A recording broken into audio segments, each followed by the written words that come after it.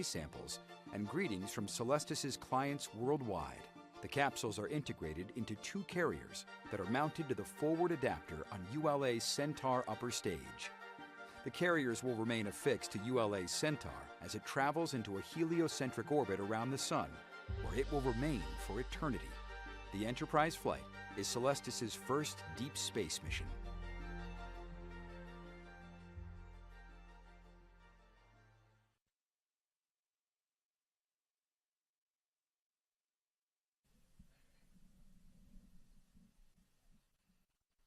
Flight control, LC. Go ahead, this flight control. Reduce Vulcan hydraulics to standby. Roger.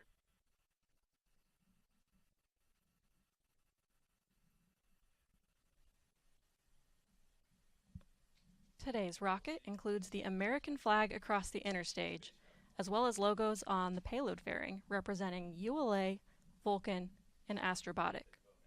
While this is the inaugural launch of the Vulcan rocket, the CERT-1 flight test marks ULA's 159th launch. Let's learn more about this innovative new rocket. Designed by ULA's engineering team and built by our skilled technicians, the Vulcan rocket, once fully stacked, stands 202 feet and weighs nearly 1.5 million pounds fully fueled. Vulcan's first stage is built using lightweight, machined and bump-pressed orthogrid aluminum panels to form the liquid propellant tanks. Once formed, tanks are joined together using circumferential friction stir welding before heading to the paint booth. Prior to mating to the booster, the BE-4 engines are individually hot-fired.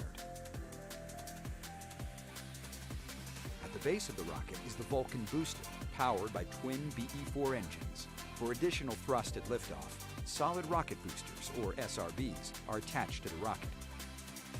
Atop the booster is ULA's ultra-thin stainless steel Centaur upper stage, powered by 2 RL-10C engines. Spacecraft are encapsulated inside a protected 5.4-meter diameter payload fairing. With production complete, the rocket travels from the ULA factory in Alabama to the launch site in Cape Canaveral on ULA's rocket ship.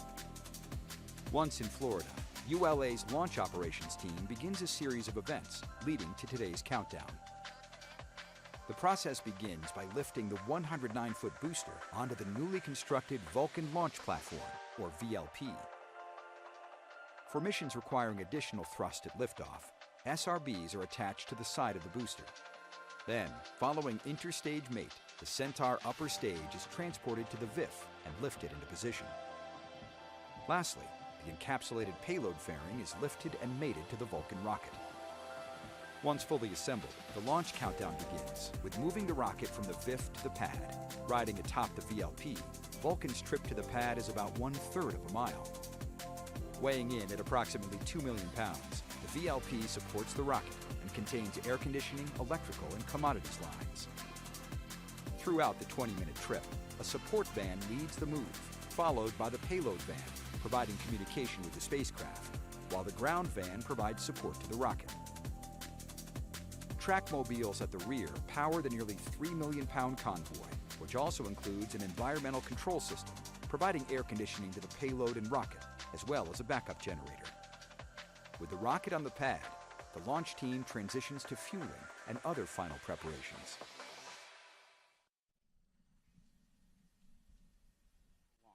Maintain operational silence in the LCC. Go, LOX 2. Center LO2 at flight level. Roger. Terminal count briefing. If a condition exceeds a launch constraint, anytime after the terminal count status check, the observer shall announce hold, hold, hold on channel 1, identify their station, and briefly state the reason for the hold. RLM, verify redline monitor and event table on the correct configuration for terminal count. Verified.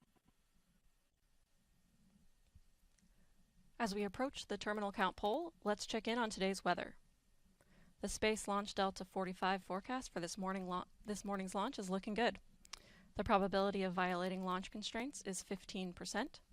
Ground winds are 15 to 20 knots out of the north, and the temperature is 57 degrees Fahrenheit. The primary concern for launch is the thick cloud layers rule. L minus 11 minutes.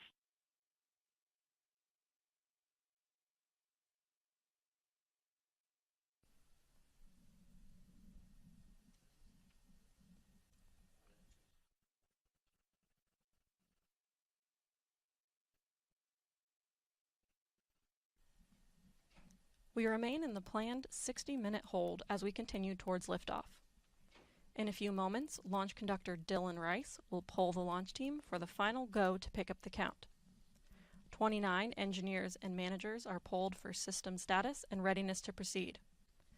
This is the final status check for all Vulcan vehicle systems, ground systems, spacecraft, and the U.S. Space Force Eastern Range. The vehicle system readiness poll includes electrical systems, hydraulics, pneumatics, propulsion systems, flight control, and propellants. Let's listen in as Dylan Rice performs the final polling. Prior to the status check. L-minus 10 minutes. Status check to proceed with terminal count, Vulcan systems, propulsion. Go.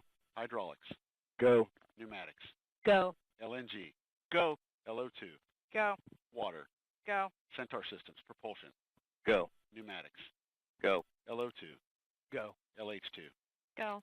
Hazgas. Go. Electrical systems, airborne. Go. Ground. Go. Facility. Go. RFFTS. Go. Flight control. Go. GC cubed. Go. Operation support. Go. COM. Go. Umbilicals. Go. ECS. Go. Red line monitor. Go. Quality. Go. Op safety manager. Go. ULA safety officer. Go. Vehicle system engineer. Go. Anomaly chief. Go. Range coordinator. Clear to proceed. Launch director. You have permission to launch. Proceeding with the count. ALC. Verify T0 is set for 071838 Zulu. Verified. Polling is complete and the team is go for launch. From T-minus 7 minutes until liftoff, you'll hear Dylan Rice and the team performing the final steps in the countdown procedure. Several critical activities occur in the final minutes before launch, including verifying fuel tank levels and pressures in the booster and Centaur, and arming the flight termination system. At T-minus 1 minute, the Range Operations Commander confirms the range is in a green condition for launch. At T-minus 25 seconds, you'll hear Go Vulcan, Go Centaur, Go Peregrine. This is the final status check of rocket and payload readiness. At T-minus 7 seconds, ROFI sparklers will ignite, followed a second later by initiation of the launch pad water deluge system. At T-minus 3 seconds, the main engines ignite. Then, after seeing Vulcan's first ever liftoff from Slick 41, you'll begin hearing flight commentator Rob Gannon providing launch vehicle ascent data.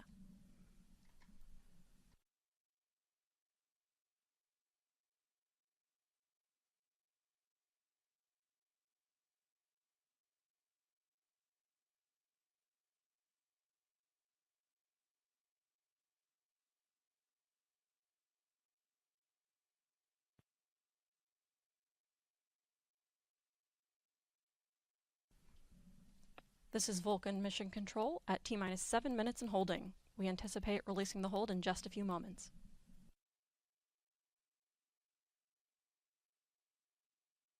On my mark, the time will be T-minus 7 minutes and counting.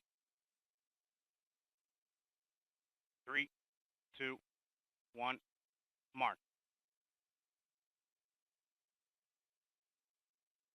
6:55. Ground pyros enabled. The countdown clock has resumed, and we are go for launch at 2:18:38 a.m. Eastern.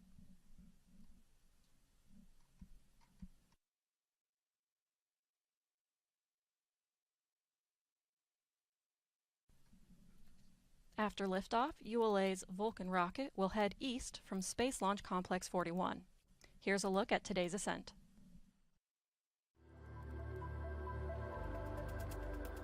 Following final confirmation of rocket and payload readiness, 2 GEM 63XL solid rocket boosters and twin BE-4 engines produce more than 1.7 million pounds of thrust to lift ULA's Vulcan rocket away from Cape Canaveral's Space Launch Complex 41. Shortly after liftoff, the rocket begins a pitchover to attain the proper flight path while minimizing the dynamic pressure it experiences during flight. Vulcan then reaches Mach 1, the speed of sound. With the ability to add 2, 4, or 6 solid rocket boosters, or SRBs, Vulcan can be precisely configured to take any mission to space, from from low Earth orbit to Pluto and beyond. These boosters augment the rocket's total thrust at liftoff, adding approximately 460,000 pounds of thrust per SRB. With their propellant expired approximately 90 seconds into ascent, the SRBs burn out, followed by jettison. Jettison time is variable, occurring between 100 and 150 seconds after liftoff, depending on mission requirements. Vulcan's guidance system then activates to steer towards the precise target in space. First stage flight continues as the rocket crosses the Kármán line, entering space. With the majority of propellant expended as Vulcan fights against the force of gravity, the BE-4 engines shut down, and the booster stage separates. With the rocket now weighing less than 10% of what it did at liftoff, dual RL-10C engines on ULA's Centaur upper stage ignite. Spacecraft are encapsulated inside a 5.4-meter diameter payload fairing, which provides a protective environment during ascent. Following Centaur engine ignition, the payload fairing is jettisoned. With the first burn complete, the Centaur engine shuts down for a coast phase. Centaur flies a short, medium, or long coast, which is determined by launch day. Further into flight, Centaur ignites for a second burn, powering the vehicle into a translunar injection orbit. Following the second main engine cutoff, ULA Centaur places Astrobotic's Peregrine lunar lander into a highly elliptical orbit, more than 220,000 miles above Earth, where it will intercept the Moon. Following delivery of the Peregrine spacecraft, Centaur comes alive for a third and final burn to reach a heliocentric orbit around the Sun. Centaur completes the CERT-1 mission by carrying Celestis' Memorial spaceflight payload into deep space. Known as the Enterprise flight, this mission includes 234 flight capsules containing cremated remains, DNA samples, and messages of greetings from clients worldwide on an endless journey in interplanetary space beyond the Earth-Moon system to orbit the Sun forever.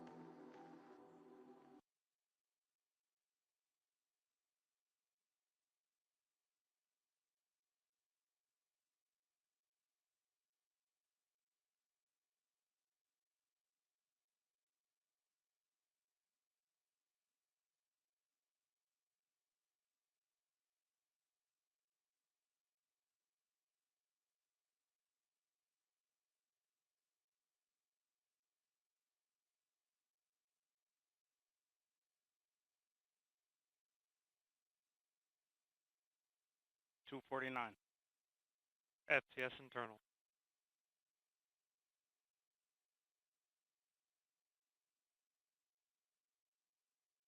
$238.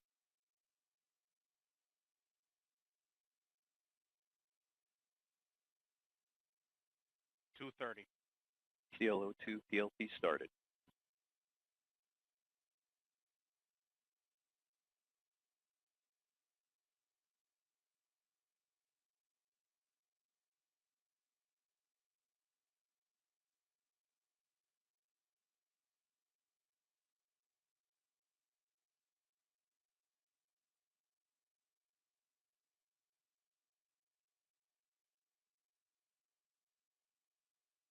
$159.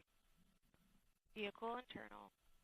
T-minus 2 155. minutes. The launch vehicle, payload, ground systems, and eastern range are go for launch. For those of you just joining, I'm Amanda Sterling, and I'm your host for today's live coverage of the inaugural Vulcan rocket launch. The team is not working any issues, and we're on track for an on-time liftoff at 2:18:38 a.m. Eastern Time. FCS armed.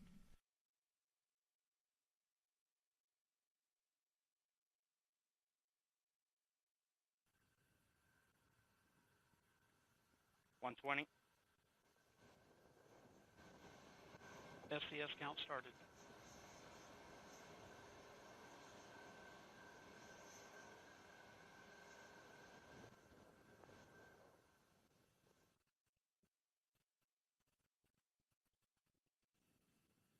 $1 minute. T-minus Rock, 1 report minute. Range status. Range green.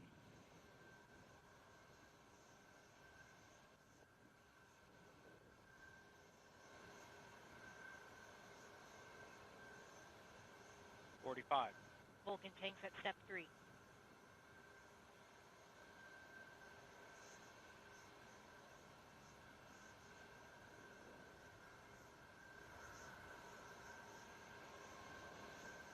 30.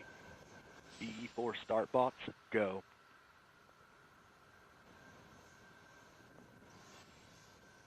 Status check. Go Vulcan. Go Centaur. Go Peregrine. 15. 10. T-minus 10, 9, 8, 7, 6, 5, 4, 3. We have ignition.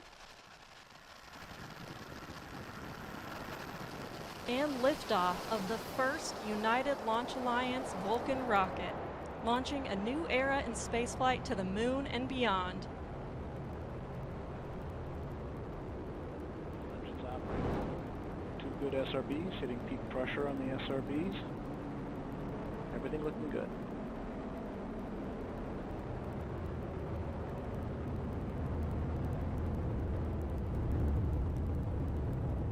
And we've got pitching out programs in, coming into normal rates for that event.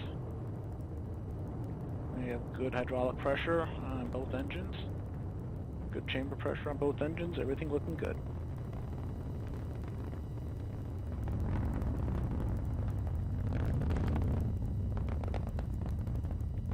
Coming up on 60 seconds into the flight, everything looking good. 2 good engines, 2 good SRBs. Body rates look good, nice and smooth. And we've hit our first throttle point on the BE4s, everything looking good. And we have passed through Mach 1, we are now supersonic, coming up on max Q. At max dynamic pressure, everything looking good, we're rolling off on the SRBs. And we have cutoff on the SRBs, coming up on jettison in approximately 30 seconds.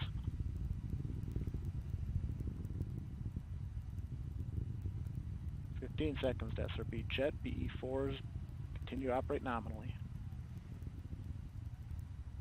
Seeing expected PU activity on the booster mains. And we have separation of both SRBs, everything looking good. BE4s continue to operate normally. Coming up on 2 minutes into the mission. We are now 17 miles in altitude. We just heard confirmation of solid rocket booster jettison. We have about 3 minutes until we reach our next mission event, booster engine cutoff. And we see booster PU correcting towards a nominal MR, everything looking good. Both engines continue to burn normally.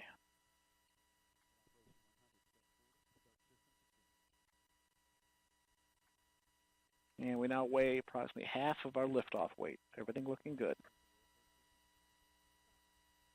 And we fired the power valve, activating the reaction control system. On the upper stage, pressures are rising. As expected, BE4 continues to operate normally.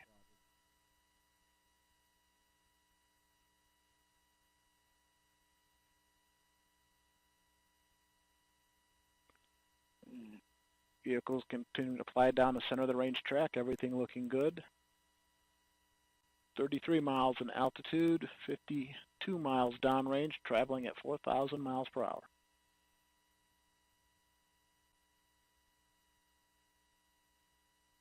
Continue to see excellent performance out of the BE4s.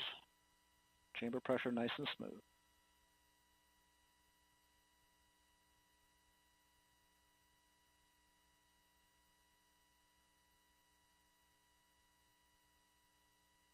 Vehicle steadily accelerating, a little over 2 Gs at this time. Good body rates. Nice and smooth operation of the booster. 47 miles in altitude, 95 miles downrange at 5,500 miles per hour. Engines continue to burn normally, everything looking good.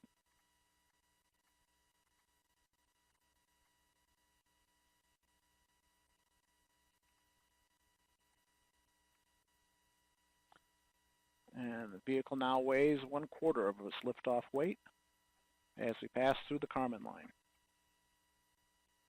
Next mark event we're looking for is boost phase chill down on the Centaur main engines.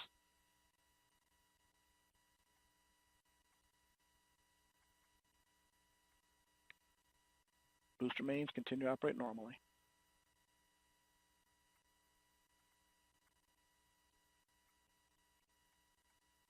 And we've begun boost phase chill. Housing temps are dropping as expected.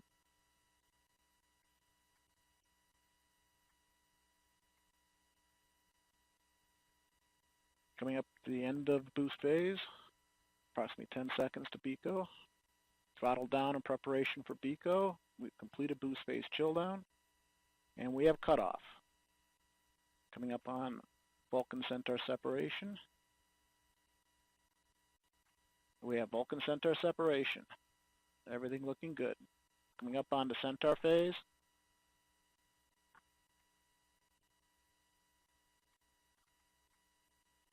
And experiencing a bit of data loss here. We've recovered the data. It's like Centaur engines are up and running normally, good steady state pressure, and we've just jettisoned the payload fairing. 2 good brake wires.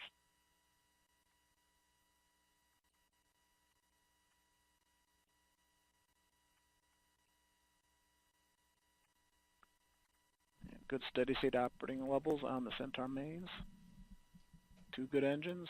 Gone to open loop control on Centaur PU. This is Vulcan Mission Control at T plus 5 minutes 57 seconds. We just heard flight commentator Rob Gannon confirm the successful completion of the early phase of today's flight, and all systems continue to operate nominally. Our next event, main engine cutoff, will occur in about 10 minutes. While we wait, I'm joined by Amanda Pichetti, ULA Director of Vehicle Upgrades. Amanda, thank you so much for joining us, and I know it's still early, but congratulations. Thank you. You as well. This is amazing.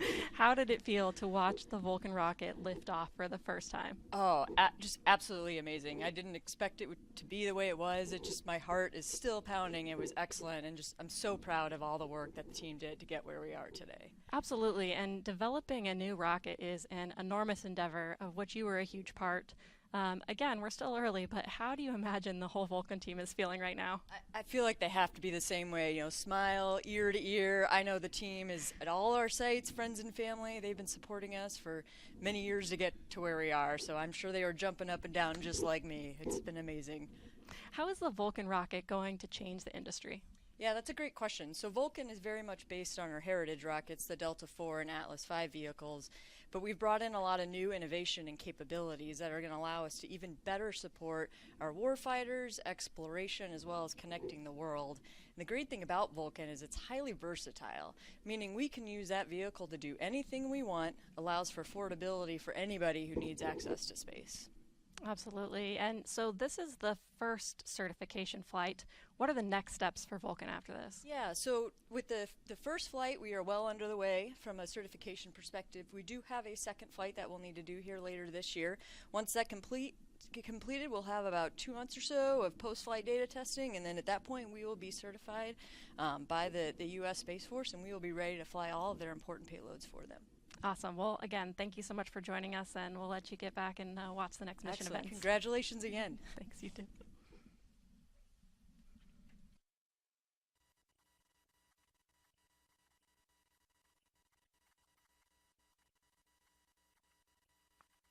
Coming up on 500 seconds into the mission, everything's looking good. Continuing to burn Centaur. Body rates look right as expected. Steady acceleration, just under half a G. And we are now 235 miles in altitude, 836 miles downrange, traveling at 11,150 miles per hour.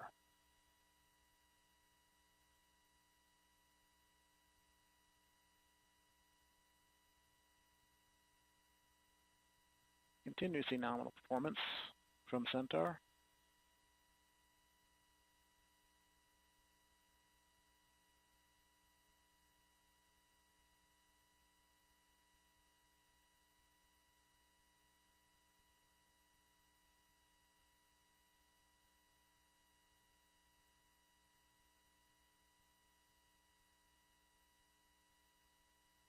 And approaching the halfway point of this first burn of Centaur, everything looks good.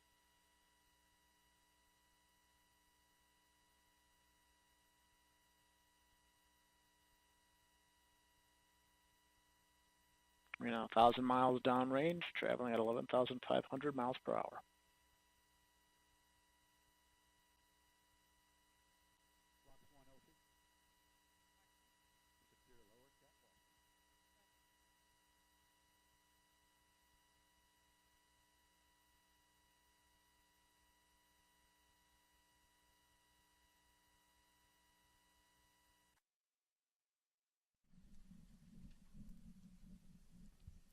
This is Vulcan Mission Control at T plus 10 minutes 7 seconds. Our next event, main engine cutoff, will occur in about 5 minutes.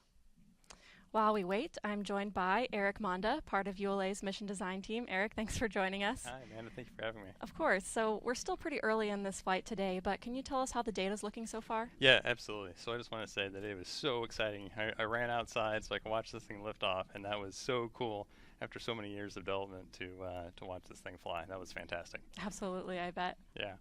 So what is the data showing us so far? Yeah, absolutely. So I've had a very quick look. Obviously, we're very early in the flight still, but I've taken a look at the SRB performance as well as the booster performance so far, and everything looks just spot on, just perfect. Fortunately, we've had a lot of these systems on Atlas and Delta for a long time, and so we've had a lot of flight data to anchor our models, and everything is lining up just like we would expect. Awesome. Yeah. So a lot of the audience has seen us switch from this live view of the launch from our rocket cam to this animated representation of the vehicle in space. Can you talk a little bit about why we make that switch and how this visual is populated? Yeah, absolutely. So when we first lift off, we have a feed directly from the cameras that are on the rocket back to the launch site here. And so with that, we can get the video feed that we need in order to provide those images. As we get further downrange and we go over the horizon, we no longer have that direct link. And so we rely on NASA's TDRS system to send telemetry from the vehicle back down to us on the ground. In that telemetry data, we get information like position and attitude and velocity, and so we use that to drive the animations you see here. Okay, so we're looking at real data, what's happening, it's just a graphic of it instead of the real thing. That's exactly right, yes. Awesome, that's really cool. So, today right now we're in the first of 3 Centaur burns.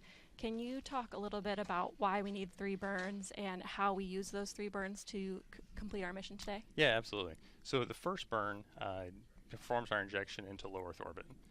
Unfortunately, if we just continue that burn from that point in time, we wouldn't necessarily be aligned with where we need to be in order to get to the moon. So what we do after we get to low Earth orbit is we shut those engines down, we coast around until we get to the right spot to do that, and then we light those engines up again. When we do that and complete that burn, that will allow us to send the astrobotic Peregrine lander onto the moon. So we shut those engines down again. We are ready to do that, and then start them up one more time in order to do the third burn. And that's what's going to take Celestis' Enterprise mission out to deep space. So let's talk a little bit about where these things happen. Mm-hmm. We're going to go ahead and shut down the main engines on the Centaur when we get about halfway across the Atlantic Ocean, and then we're going to coast the rest of the way across the Atlantic Ocean, across Africa, and go ahead and start the engines up again when we get to Madagascar, and that's where we'll do the second burn, and then we coast again until we get about to Papua New Guinea, and when we get over Papua New Guinea, that's where we'll go ahead and do that third and final burn. Okay, so you mentioned a couple of these key milestones that are ahead of us. What can everyone expect to see as far as the timeline of these mission events as they continue watching today? Yeah, absolutely. So looking at the clock right now, looks like we've got about 2 minutes, a little over 2 minutes left here in the first burn of the upper stage. We're going to coast for about 30 minutes after that as we do that coast across the Atlantic Ocean and across Africa. The second burn will be about 4 minutes long, and then we'll have another coast for 30 minutes before we have a pretty short, like 20-second burn for the final burn. Once we've done that, then we've got some engineering demos we're going to do before we finally safe the stage and shut everything off. And then about 4 days later is when the Centaur will leave the Earth-Moon system and be off on its way to deep space. Awesome. Well, thank you so much for sharing that with us, and thanks for joining us today, and we'll let you get back to watching those next events. Absolutely. Thanks so much, Amanda. Thanks.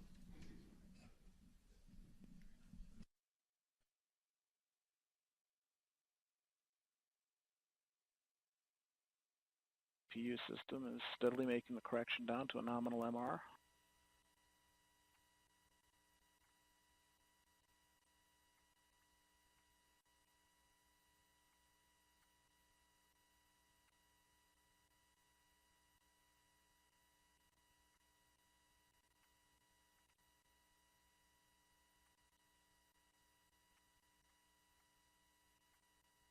1 minute to MECO.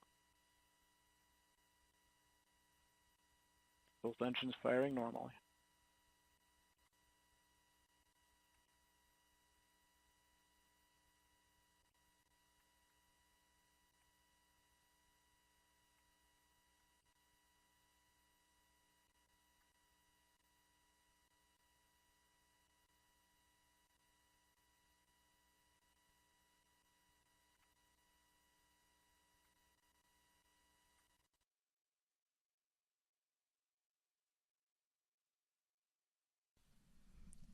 This is Vulcan Mission Control at T plus 15 minutes 30 seconds. We are approaching the first main engine cutoff. Let's listen in. Coming up on MECO 1.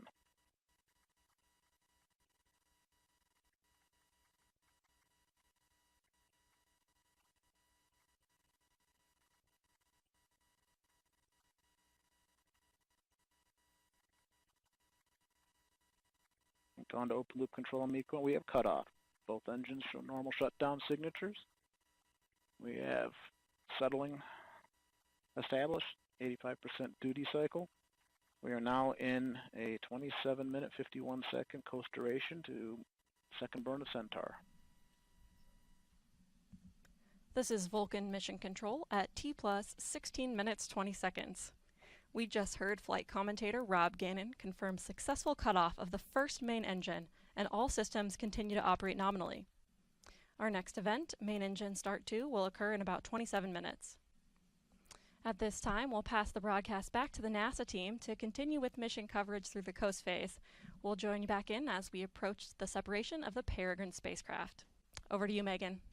Thank you, Amanda. Congratulations to you and the ULA team so far. If you're just joining us, welcome to the Space Coast of Florida, where we just witnessed the first launch of NASA's CLPS initiative. It was a magnificent sight. Leaves me speechless, apparently. Just really lighting up the night sky and loud enough to set off a couple of car alarms nearby. CLPS is short for Commercial Lunar Payload Services. It's a new model in which NASA contracts space on commercial missions to send science experiments to the moon ahead of us landing astronauts there. For today's launch, NASA selected Astrobotic to deliver its 5 lunar instruments. This is the first mission for its Peregrine spacecraft. Today was also the first launch of ULA's new Vulcan rocket. Again, congrats. It lifted off from Cape Canaveral Space Force Station's Launch Pad 41. Our broadcast here on NASA TV will continue through Peregrine acquisition of signal, which is expected to happen at the earliest around 3:17 a.m. Eastern Time. With me now is Sandra Connolly. She's the Deputy Associate Administrator of NASA's Science Mission Directorate. Good morning, and thanks for being here, Sandra. Good morning. It's a thrill to be here. Yeah, what did you think of the launch? It was amazing. Yet another beautiful ULA launch. Totally spectacular, and it's super exciting to know that now our Peregrine 1 lander is on its way to the moon, and in about 2.5 weeks it's going to go into orbit. And a few weeks later from that, in mid to late February, we're going to actually see it land. And that will be the first, well, actually it'll be one of the early landings on the moon since Apollo, over 50 years, which is pretty amazing when you think about it. U.S. landings on the moon. Yeah, it is. And the CLPS is new as well. So talk to us a little bit about this program. We're using commercial companies to send science instruments to the moon for us. Why is that? Yeah, I'm really excited about this program. It is a game-changing program for us. It really is leveraging industry in new ways. As you've probably seen, I mean, the whole aerospace industry has evolved over this last decade in amazing ways, and I think this is just yet one more step in doing so. So our commercial partners are actually delivering a service. They're delivering our payloads and other organizational payloads, whether it's other companies, whether it's international partners. Basically, anybody who wants to procure the service can deliver a payload to the moon using the CLPS program.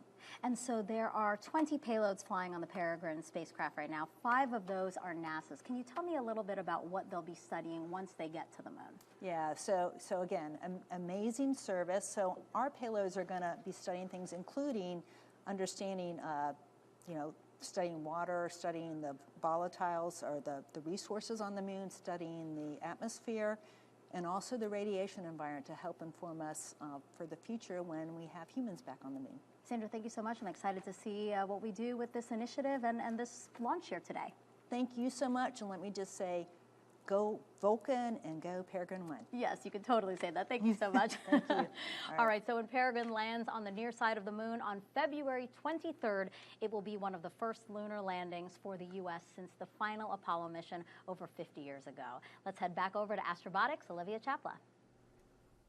Thanks, Megan, and what a great day so far.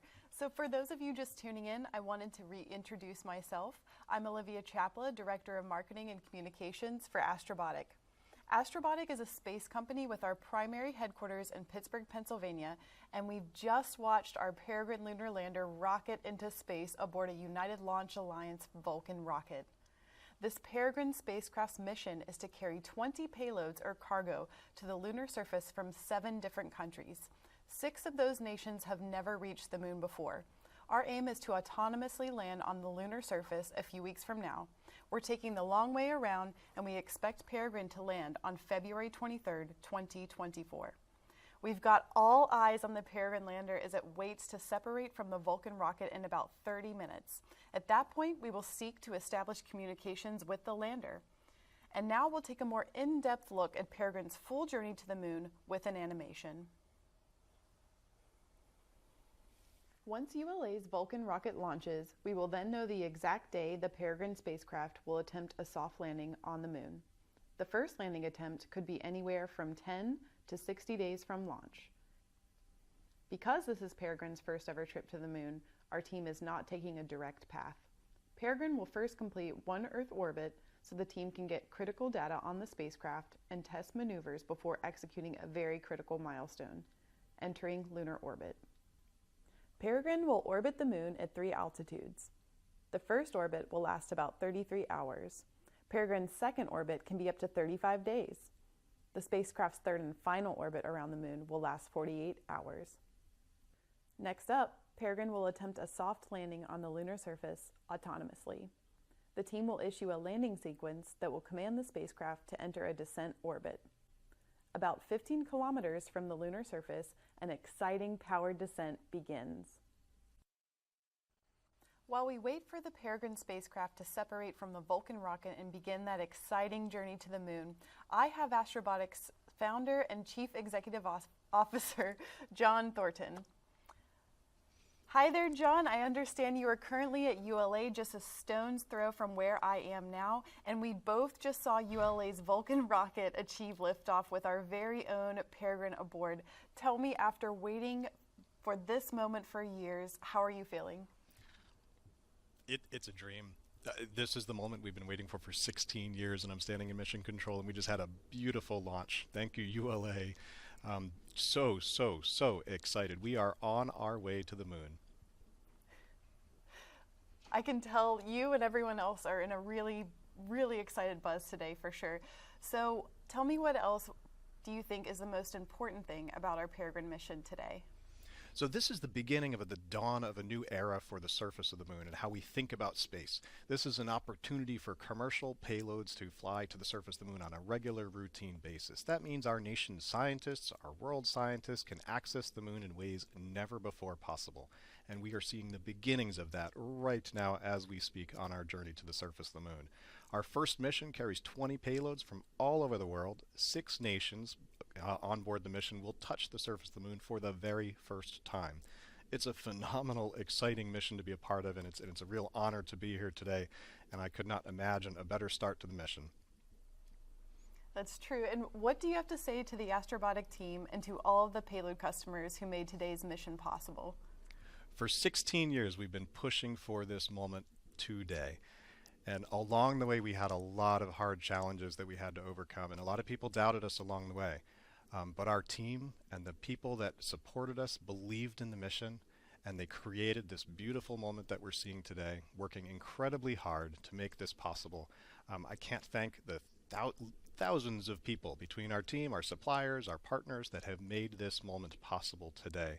It's an unbelievable feat, and it is the culmination of all of everyone's effort coming together for this moment, believing in this possibility that a small company in Pittsburgh, of all places in this country, can lead America back to the surface of the moon. Thank you, John. Well, I'll let you get back to the team that are in Florida with us as we wait for the Peregrine spacecraft to separate from Vulcan's rocket in about 30 to 40 minutes. For now, Can't back wait. to Thanks, Megan. Olivia. Oh, thank you. Now, CLPS missions are an important step in returning to and staying on the moon. But these lunar landings that will help shape our future there are not without risks. Landing on the moon is hard. We're going back. Under this Artemis program, we're going to be sending humans to the moon for the first time since Apollo. So ahead of humans, we want to get up as much science exploration and technology experiments as possible. So CLPS starts facilitating a lot of the early science, the things we want to learn before we even send humans. CLPS stands for Commercial Lunar Payload Services, CLPS. The services part is the key element. Ordinarily, when NASA delivers a payload to the surface of the moon, they do it with a commercial partner, but NASA controls the building of the vehicle. Now, we're buying the service of delivery of our lunar payloads to the surface of the moon. It is a delivery service, akin to a delivery service that you'd have here on Earth. NASA will provide payloads to a commercial company. They decide how to get it to the moon. They have to develop their own lander, but they also have to manage the entire end-to-end mission. It's meant to provide affordable, rapid, frequent access to the lunar surface through American companies. We're funding different companies. We have commercial companies that are competing to win task orders to deliver our payloads to the surface of the moon. One of the goals when we started CLPS was to help establish a lunar economy. Somebody has to do it first, and then it becomes commercially available. Then they're able to crank them up. Then they're able to make it more affordable. And so the lunar surface is just the next frontier for a commercial environment. But we had to acknowledge up front, all the way through the highest levels of the agency leadership, that some of them will fail. These missions may not be as successful as a traditional NASA mission. We have accepted the risk that going through this innovative approach with these commercial companies, that there could be some failures. Some of them are new companies. None of them have ever successfully landed on the surface of the moon. So they're going to learn lessons. We need to give our vendors the opportunity to learn. And so that'll help ultimately buy down our risk as these companies learn, okay, what does it take to actually build up the lunar lander, integrate payloads, get to the lunar surface and land safely? They've been able to demonstrate that they have very, very good technical depth and the ability to design and execute missions. We're willing to take more shots on goal. And we aren't risking human lives. And in the big picture, if we're flying missions at 1/10 of the cost of a NASA mission, and we fail 2 of them, we still get 8 missions for that same price. Even with 1 or 2 or 3 failures, this is still a very economical proposition. It's a risk posture which is more risk tolerant than NASA is accustomed to. There's not a single one of these companies that's willing to bet their mission on a coin toss. Every one of them is doing what they can in order to have the most successful mission possible. But the important thing to realize is that risk tolerant does not mean risky. And the rewards are a long-term ability to get payloads to the moon inexpensively, frequently, and rapidly. We want science, so we can then put more of our resources on even more science, exploration, and technology payloads and get more of a return on investment when we get to the moon. CLPS provides tremendous benefit across the scientific and economic communities. So there's a lot we'd like to learn about the moon to help human habitation and prepare us for missions to Mars and beyond. So the moon is the first step. And a lot has to happen before Peregrine lands safely on the moon. Astrobotics' Olivia Chapla shows how they tested the spacecraft here on Earth and what the team will do during its journey in space. Peregrine has gone through quite a journey already and still has a long list of objectives to complete on its way to the moon. We've categorized these objectives into 5 stages, beginning with engineering it here on Earth. First, we built and tested a bolt-for-bolt engineering model of Peregrine. Based on our findings, we constructed the final spacecraft to send to the moon. Each iteration of Peregrine went through rigorous testing to ensure it will survive the harsh conditions of launch and space environments. Phase 2 objectives will begin when the spacecraft separates from the rocket. Once separated, Peregrine will power on and establish communications with Earth. At this stage, we'll receive telemetry informing us of the spacecraft's position, orientation, and general operational health.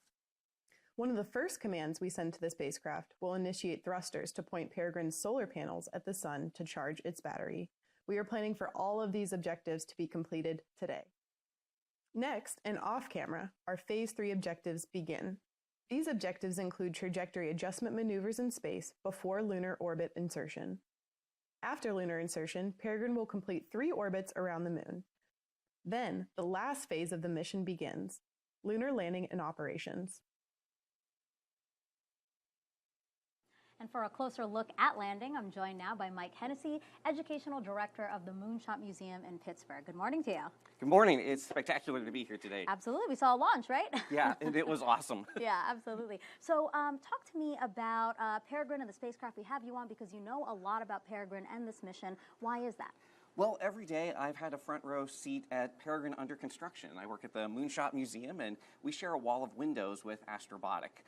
And better yet, I've seen kids with their faces pressed against the glass, knowing they're going to grow up to become that next generation of makers that take us to the moon. That's fantastic. And you also brought us some props here. So these are different parts, different materials that make up the multi-layer insulation. That's what goes around the spacecraft, right? Right. That's the thermal protective space blanket for the craft. And we have a number of different materials here. This is Astro Quartz. It's a woven ceramic fiber, very heat resistant. We've got aluminum, which is great for reflecting solar heat. And this is also aluminum. Glitters a little more like gold, but yes. It's just aluminum that's been covered with a polymer called Kapton. And you can see it actually on our model here. We have of the Peregrine lander.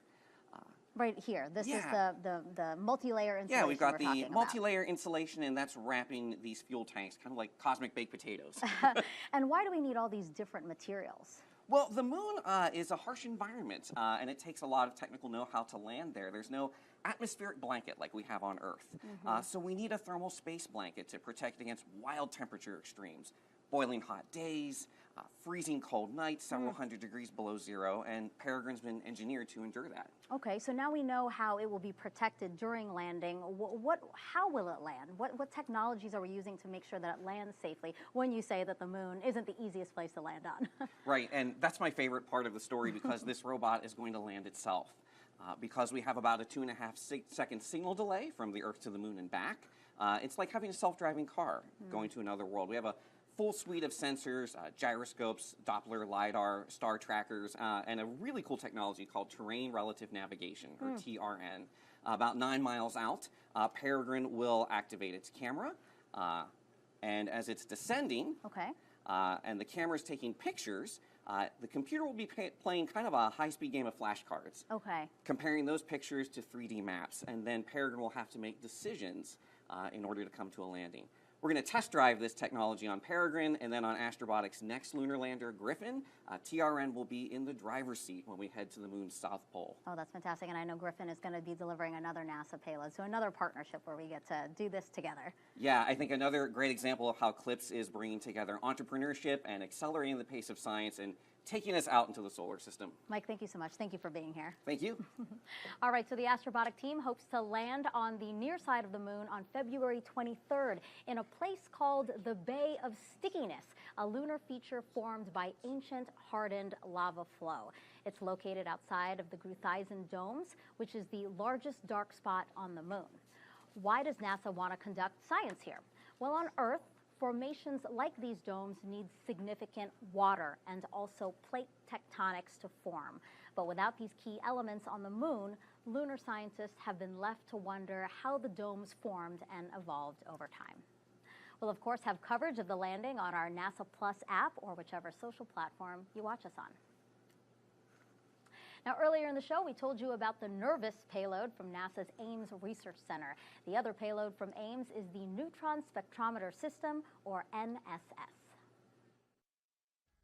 I'm Rick Elphick. I'm the principal investigator of the Neutron Spectrometer System aboard the Peregrine 1 lander. NSS measures neutrons coming out of the lunar soil, and the neutrons tell you a lot about the makeup of the lunar soil.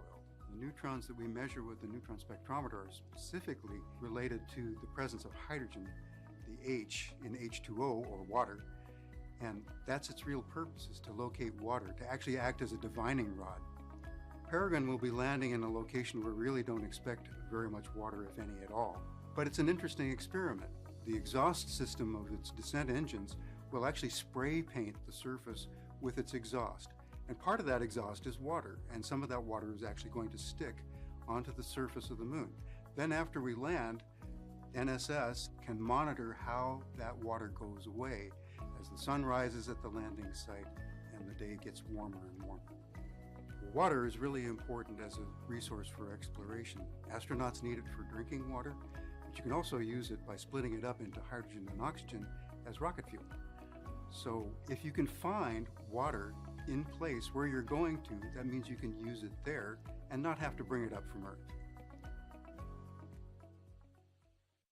Now, NASA has 2 more payloads flying to the moon today. We're going to tell you about both of them in just a few minutes. But first, let's introduce you all to Chris Culbert, Program Manager for CLPS out of NASA's Johnson Space Center. Good morning to you. Good morning, Megan. Thank you. It's a wonderful day. It is. We just watched the launch. What did you think? It was amazing. Oh, my God. What a wonderful feeling. That rocket was gorgeous.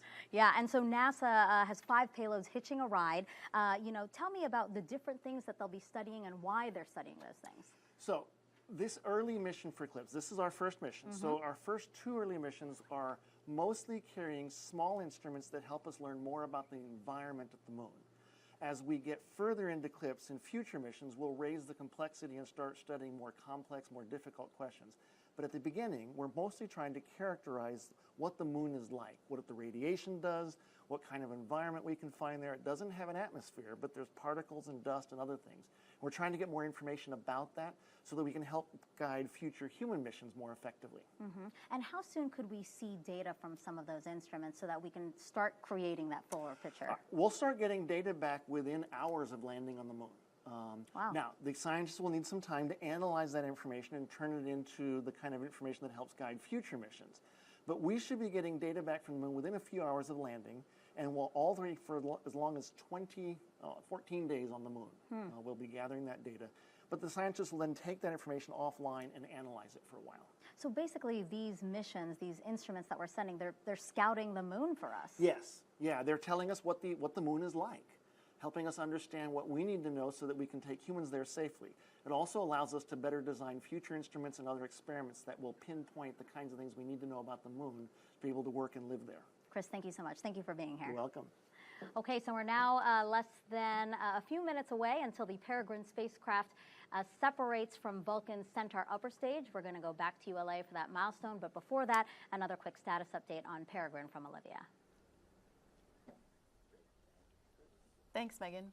And now I'm checking in on Astrobotic's mission control team. In about 20 to 30 minutes, they're expecting Peregrine to power on and then try to communicate with them on the ground.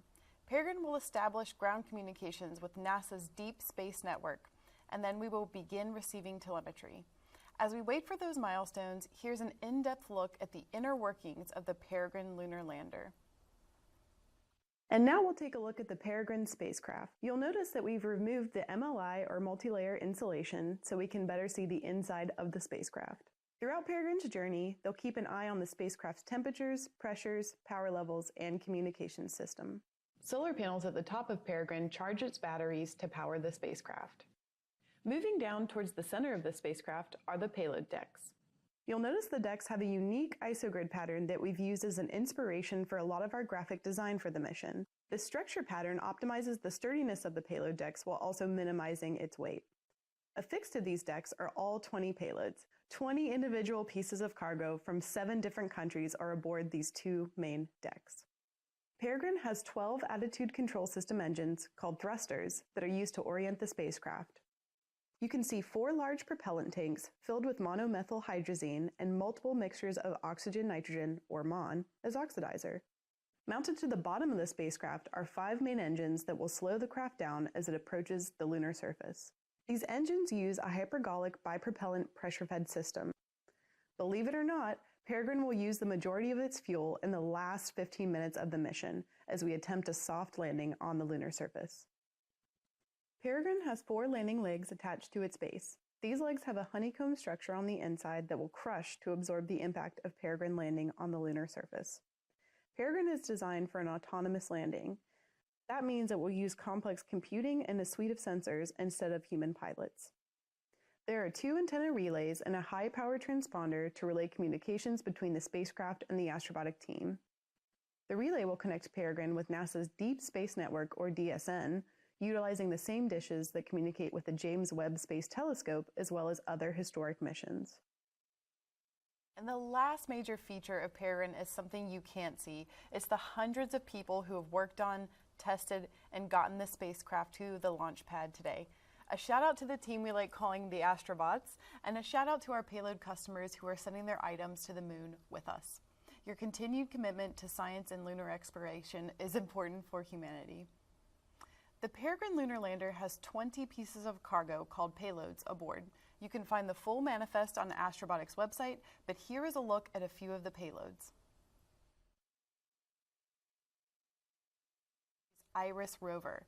This is a student-built rover with a mission to take photos and send them back to Earth as it drives across the lunar landscape. Once Peregrine lands on the moon, IRIS will deploy to the surface to begin its mission. And here we have another Carnegie Mellon University payload called Moonark. Moonark is seen as a cultural museum to the moon. Comprised of 4 independent chambers and weighing a combined total of 10 ounces, it contained hundreds of images, poems, music, nano-objects, and earthly samples. Next, we have Colmena, a fleet of micro-rovers and the first Latin American scientific instrument ever sent to the moon. Consisting of 5 small rovers, it will demonstrate a coordinated moon exploration. Lastly, we have the DHL Moonbox. Former astronaut Richard Garriott and thousands of others from around the world have sent small mementos to link life's meaningful moments with our nearest celestial neighbor. Now, this is just a snippet of the 20 payloads aboard Peregrine. Again, you can find the full list on Astrobotics' website. Now back to Megan. We are now less than 10 minutes away from Peregrine separation, so let's get back over to the ULA team and Amanda Sterling to take us through that. Thanks, Megan, and thanks to those of you who are still following mission progress of ULA's Vulcan Cert-1 flight. For those who are just tuning in, I'm Amanda Sterling, and I'm here at ULA's Advanced Spaceflight Operations Center at Cape Canaveral Space Force Station in Florida. ULA's inaugural Vulcan rocket lifted off on its first flight test at 2:18:38 a.m. Eastern, and all systems continue to operate nominally.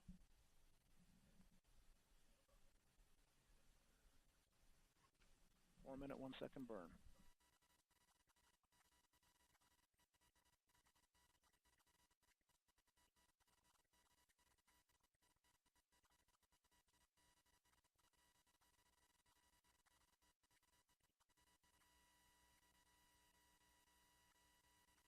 And we've begun pressurizing the propellant tanks in preparation for second burn.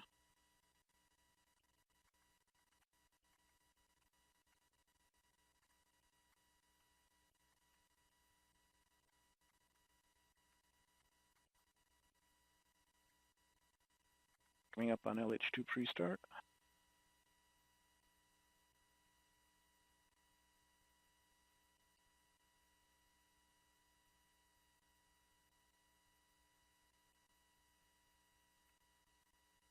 LH2 pre-start.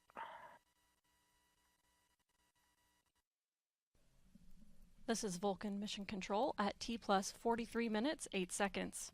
Coming up next is the second main engine start of ULA's Centaur upper stage. Let's listen in. Change to the start position, everything looking good.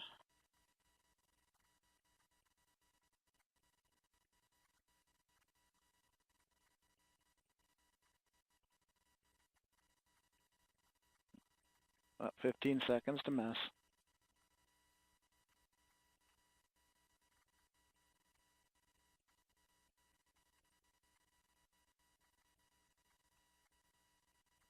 We have ignition, full thrust, 2 good engines.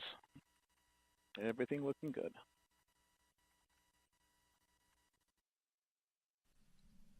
This is Vulcan Mission Control at T plus 43 minutes, 57 seconds. As we approach Peregrine separation, let's learn more about the first spacecraft to launch in NASA's new CLPS initiative to have American companies send its science experiments to the moon. Astrobotic is a full-service lunar company. It starts with our terrestrial testing and development services that can build propulsion systems and test propulsion systems on Earth, to the sensors that make precision landing possible, to our rovers that will deploy down on the surface of the moon, to one day our power systems that will deploy on the moon and provide sustaining power for infrastructure on the surface. Astrobotic is in all of those businesses, and we are in the business of making space accessible to the world, and the moon is just the beginning. The big thing that we're known for is our 2 lunar missions to go to the surface of the moon. Our first one is about to launch, and our second one flies in 2024. The Peregrine mission is important because it's among the first commercial missions to return to the surface of the moon. This is the first time as a nation going back since Apollo. It's the first time for 6 nations that could land on the surface of the moon with our mission. This is the dawn of a new era of affordable, routine, regular access to the surface.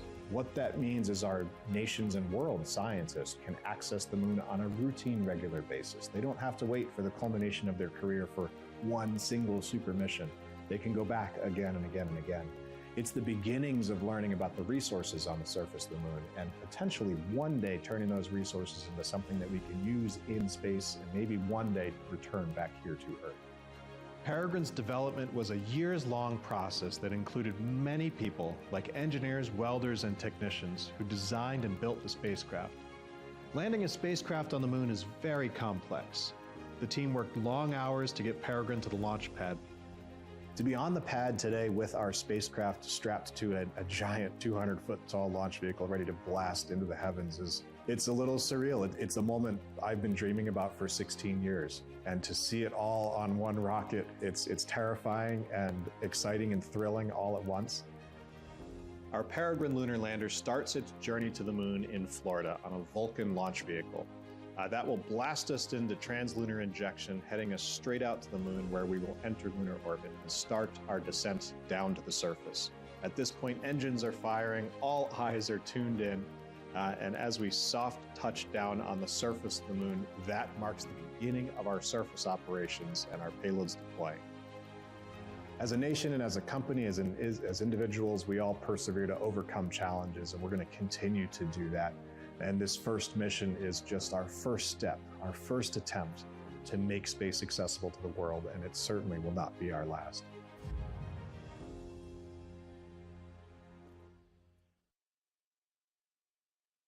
Pressures.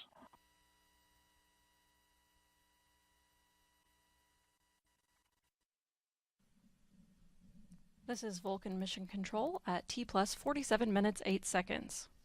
We're a few seconds from the second main engine cutoff. Here's Rob Gannon. 30 seconds to nominal MECO.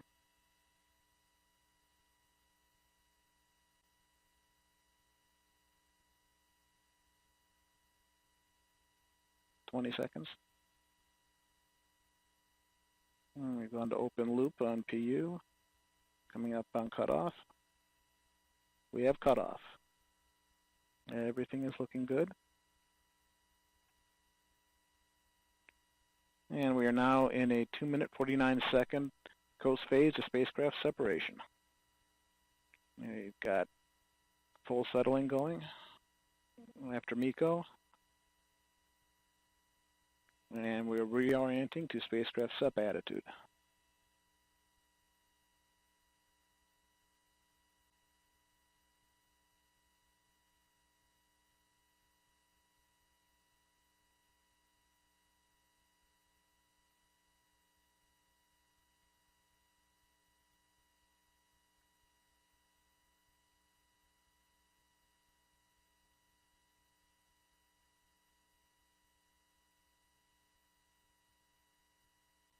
And continue to maneuver to our MES-2 attitude.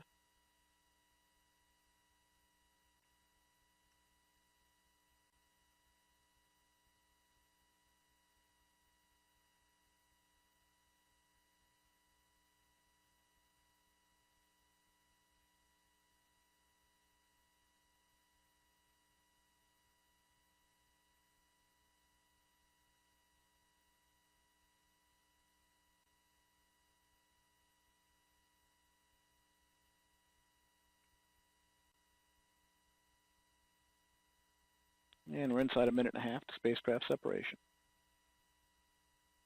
Body rates are nulling out.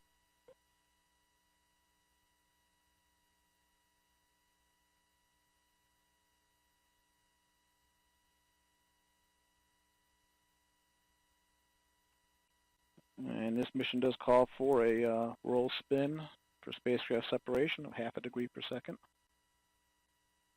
We'll be starting that maneuver shortly.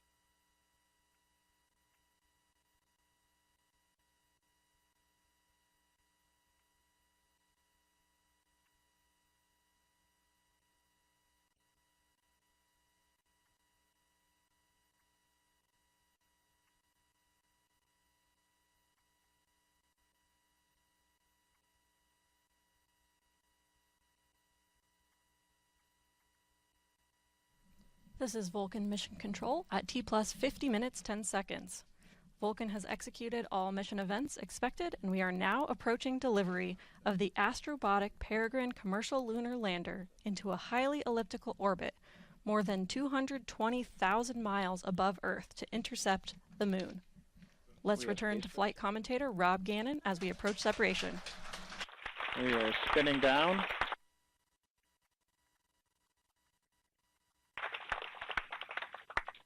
And we are now in a 28-minute coast period, the third burn of Centaur.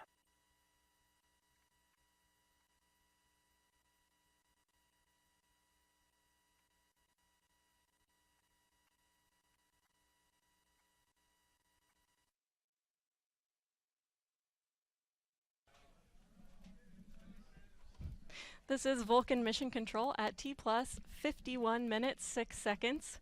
We just heard confirmation of Peregrine spacecraft separation. I'm now back with ULA President and CEO Tori Bruno. Tori, our first Vulcan rocket just delivered its first payload to orbit. How are you feeling? Yeehaw! I am so thrilled. I can't tell you how much. Absolutely. And again, we're not completely done with the mission here today. Is there anything else that you want to share with the audience? I am so proud of this team. Oh my gosh, this has been years of hard work. So far, this has been an absolutely beautiful mission back to the Moon and off to our next burn, where we will do our final payload deployment to that heliocentric orbit for the memorial. Our team has done such a good job. Bravo, Zulu to everyone. This is just, it's hard to describe. Yeah, absolutely. I feel that too. So again, thank you so much for joining us on our show. Congratulations, and we'll let you get back to finish the rest of the mission. Congratulations to you. Give me a hug. All right.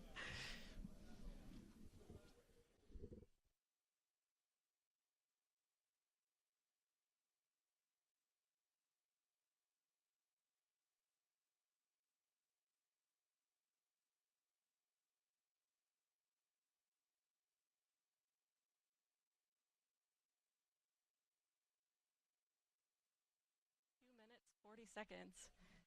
Time, we're going to pass the broadcast back to the NASA team to continue mission coverage. We'll be joining back in as we approach the final engine burn. Over to you, Megan. Thank you, Amanda, and well done, ULA team. So throughout the broadcast, we have been telling you about the 5 NASA payloads that are flying on this mission. We've shown you in depth 3 of them, and now we have the final 2. So NASA's Goddard Space Flight Center has 2 payloads aboard today's flight, and one of those is the Peregrine Ion Trap Mass Spectrometer, aka PITMAS. Its job is to understand the release and movement of lunar surface volatiles like water. My name is Barbara Cohen. I am the principal investigator, or the lead of the science team, for the Peregrine Ion Trap Mass Spectrometer. PITMAS, the instrument I work on, is going to inform our understanding of the volatile cycle on the Moon. That is water, carbon dioxide, methane, all sorts of fun molecules that we want to measure on the surface of the Moon and in the lunar exosphere. So we are trying to learn about the water at the poles by going back to where it comes from, to the solar wind and micrometeorites that are coming in now, and understanding how much is there now, how much could be there in the future, how much was there in the past. We're interested in that atmosphere and what it's made out of, and that's what PITMAS will monitor. The reason it's so important to measure the lunar exosphere is because that is a process that's happening today that includes all of the things we're interested in for human exploration. Our Artemis program is going to the South Pole because there are resources there. If you don't have to bring your water with you, if you can use the water that's there, that saves you a lot of mass going up with your astronauts. And the 5th and final NASA payload we want to show you is the Laser Retroreflector, or LRA. It's a unique type of mirror used to measure distance, and this is why it's so critical for future missions.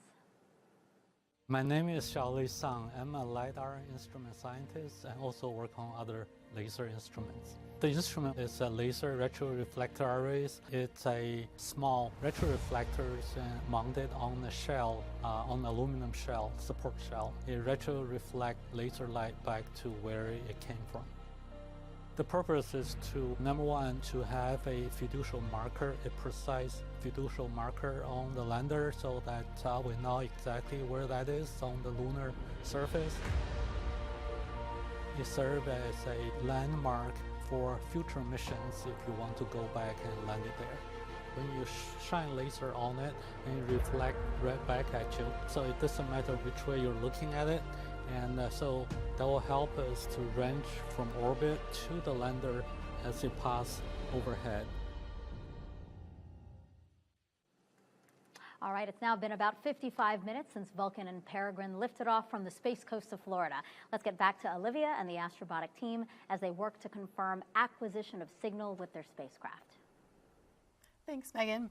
As you saw, we just got confirmation that the Peregrine spacecraft separated from the Vulcan rocket, and now we are waiting to establish a space-to-ground communications connection. We expect for this to take a few more minutes. This connection helps engineers in Astrobotics Mission Control Center pass commands, receive telemetry, and determine the location of Peregrine in space. Peregrine will be utilizing NASA's Deep Space Network, or DSN, their 34-meter dishes in Australia, Spain, and California. These dishes are the same suite used to communicate with the James Webb Telescope, as well as other historic missions. So our flight director on console, Alex Van Hoven, will be calling out what is happening in Astrobotics Mission Control Center. And now, as we look at Astrobotics Mission Control Center, you can see the rows of our staff all monitoring the spacecraft. In the room today, we have 3 of 6. This is Mission Control Flight Director announcement. Repeat broadcast. This is Mission Control Flight Director with an announcement. The mission team is still waiting for communications with Peregrine with earliest AOS at 080905 UTC in approximate 2.5 minutes. To repeat, the mission team is still waiting for communication with Peregrine with the earliest AOS expected at 080905 UTC. And folks, that was Alex Van Hoven, our flight director on console. He is calling out UTC times, or sort of space times, and we're waiting for that acquisition of signal with the Peregrine spacecraft. Correction, earliest AOS at 0818 UTC. Earliest AOS at 0818 UTC.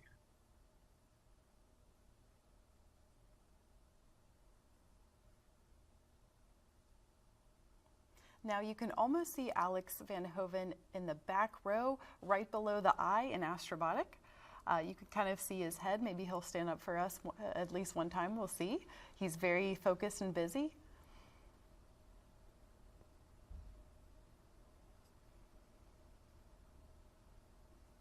Today we have 3 of 6 flight directors on console for launch. Once we establish communications with Peregrine and the spacecraft officially begins its journey towards the moon, the flight directors will work in shifts so there is always one present in mission control. I would ask them to all give a wave, but they're definitely laser focused on their screens, checking up on the spacecraft. Now Alex, he's giving us those live updates, and he is also senior aerospace engineer, and he oversaw the development of Peregrine's in-flight procedures. He developed his flight expertise as part of NASA's Goddard Space Flight Center.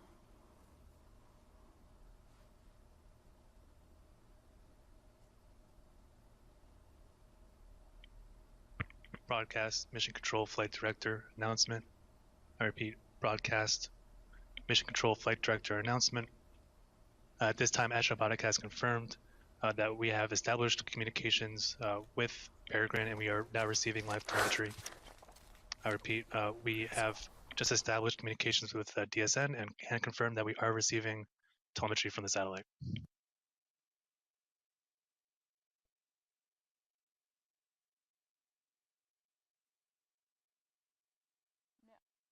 Now, confirming, my goodness, we have received signal with the Peregrine spacecraft, and we are communicating it with it here on Earth. You just heard it from Alex. The team will begin sending commands to Peregrine to continue its journey to the lunar surface. What an incredible day. Now, thank you so much for continuing to tune in with us to watch this historic launch of Astrobotic's Peregrine lunar lander on its journey to the moon. I'm Olivia Chapla with Astrobotic, and it is such a happy day for Astrobotic. I'm kind of speechless. So back to Megan at the hostess. Thank you very much.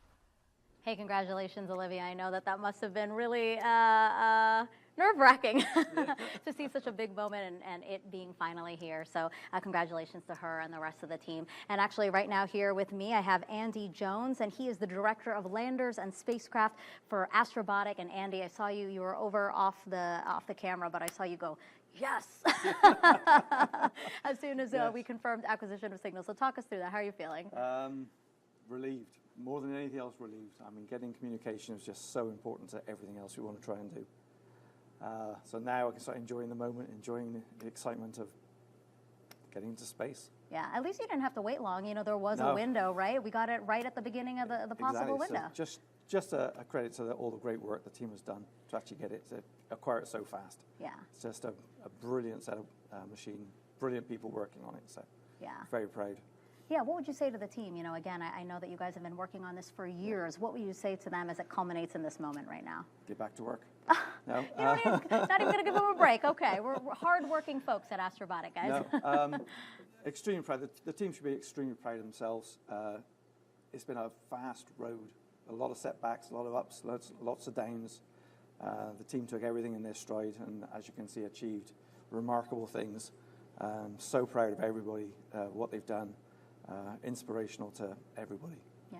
And what's next for Astrobotic and NASA? You know, it seems like we're going back to the moon for a second time, huh?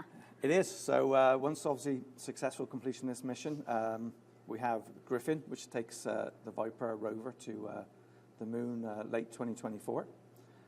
Following that, we have as early as 2026, a tipping point where we do a demonstration of power transmission across the lunar surface. And also, Astrobotic is part of the national team led by Blue Origin to take humans back to the moon, and we're part of the cargo lander system for them. So a lot of things to look forward to. Lots to look forward to. Yeah. And just by one last question for you, I mean, just what do you think of this new initiative that NASA has to really bring in all of these small U.S. companies to hopefully help us all go back to the moon? This initiative is incredibly important. It allowed a small company like Astrobotic to actually deliver a lander to the moon. We'd have never been able to achieve it without that. But the best thing is it's bringing a lot more creative minds, new thinking to the table, and that will help us accelerate the technologies needed to get us back to the moon and have a robust resource and presence on the moon. So the more, it's very important for us to be there, and it's just helping us get there much faster. Andy, thank you so much, and congratulations again. Thank you very much. And that's going to do it for us here at Kennedy Space Center. Thank you for sharing in the excitement of NASA's first CLPS launch. Now on its own, the Peregrine spacecraft will coast for an expected arrival at the moon on February 23rd. And coverage of that landing, one of the first U.S. landings on the moon in over 50 years, that will be broadcast on NASA TV and NASA Plus. For those of you watching on ULA platforms, the ULA version of the simulcast will continue in a few moments as they await another milestone in this inaugural Vulcan flight. Again, thank you so much for joining us. We leave you now with a final look at today's historic launch.